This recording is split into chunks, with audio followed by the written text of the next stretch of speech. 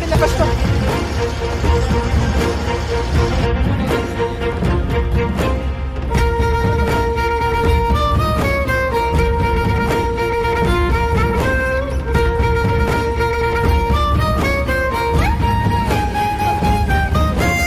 ಎಲ್ಲಿಲ್ಲದ ಆನಂದ ಅಂತಲೇ ನೆರಳಂತೆ ನಿನ್ ಹಿಂದೆ ಬಂದೆ.